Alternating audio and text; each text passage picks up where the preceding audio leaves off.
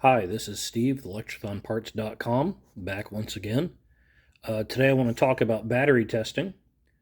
Uh, it's my opinion that battery testing and quantifying the capacity of your batteries is the single most important step to take when you're getting ready to race Electrathon.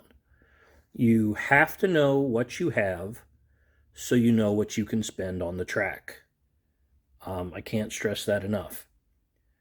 Trusting that the manufacturer specifications are accurate is risky. Um, there are manufacturing variations, so all three of your identical batteries are not very likely to be identical. Just because the manufacturer said so doesn't mean that it's true. The way they've been handled, their age, the way they've been charged and discharged, the number of cycles they have on them, all these things can lead to them having varying capacities from their spec and from each other. And you need to have the batteries most closely matched in a pack together. So I like to put my three best in a pack and my other three not as best in a pack as well. And a lot of people like to they like to use automotive testers and quantify it by cold cranking amps. But that doesn't really work for Electrathon because cold cranking amps is a measure of how much capacity a battery can put out for 30 seconds. We're racing for 60 minutes. 30 seconds kind of doesn't matter. It doesn't matter if you can put out 300 amps for 30 seconds. Can you put out 30 amps for an hour? Or, whatever it is that this particular team is looking for. So you need to know.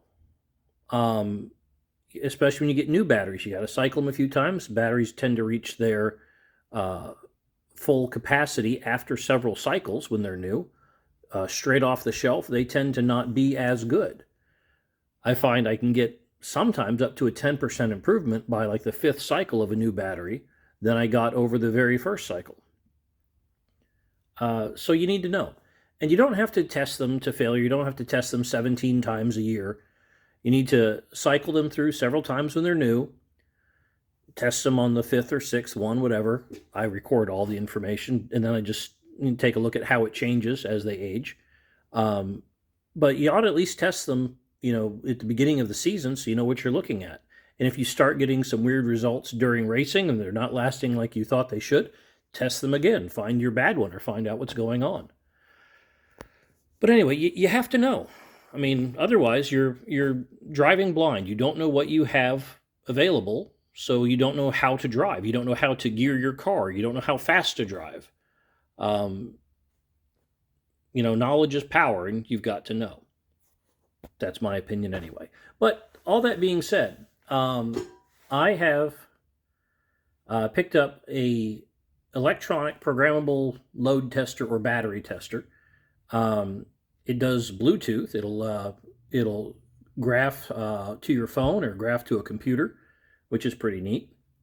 And also, if by using the app, it also makes it easier to adjust the values because otherwise they adjust in very small increments, and it will take you forever. On the app, you can adjust by 10 amps at a time or 5 amps at a time or whatever else. But this thing will do what I have it set on now, which is constant power, CP. So I have it set for 300 watts. This will also do constant voltage, where it pulls it down to a particular voltage and just leaves it there as it tries to dissipate everything.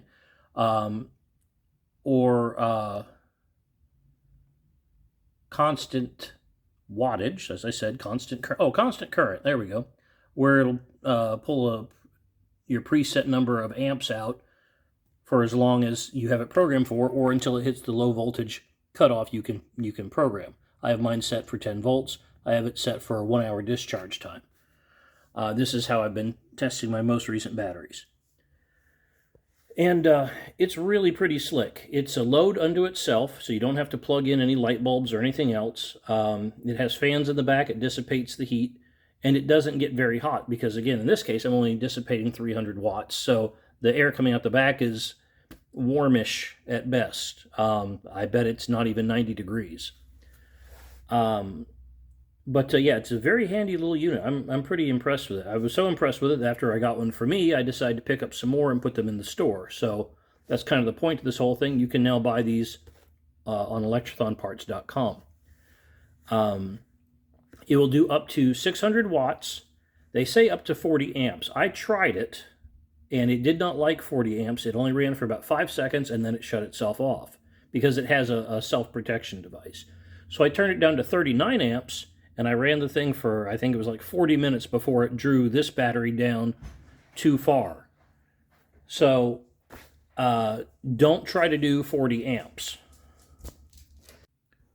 But even so, testing at 39 amps should be sufficient for the 24-volt guys out there who run two Optimas if they want to check their individual batteries. So I'll run a quick test on this. I'm not going to run it for the full time, but this way you can see what it does. So I'm going to leave it set the way it is. 300 watts, constant power, 1 hour discharge time, 10 volts, low voltage cutoff. And go. And you hear the fans come on, and you can see we're drawing 24 amps right now, 299.63 watts. Yeah, that's close enough to 300 watts. I'll count that.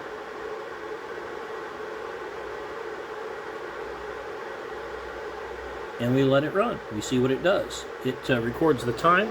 I think it's funny they spelled timing wrong. They spelled it timming. What do you want? It's Chinese.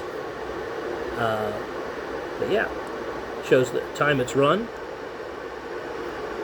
It'll count down on the time of discharge.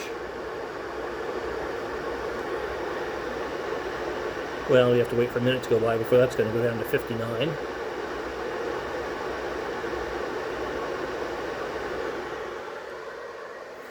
But yeah, pretty simple. Cables are not included. Make up your own. But yeah, test your batteries. Okay, you can see here that the test has stopped. And we pulled 252 essentially watt hours out of this battery, which in my estimation makes this not a great battery, which is why I removed it from one of my packs. I like to get 300 or a little better watt hours out of a single battery. But the nice thing is, it's just your results are sitting here for you to record, and you can clear them with the push of 2 buttons, like that.